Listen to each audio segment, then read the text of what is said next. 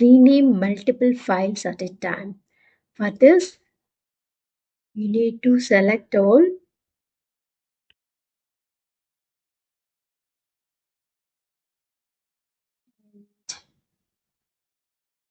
press F2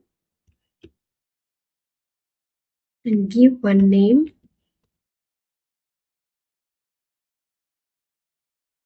and press enter. See, everything is changed. You can rename thousands of files at a time. This is very useful.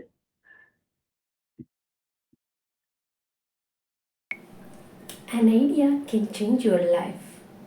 For more updates, follow my channel. Thank you.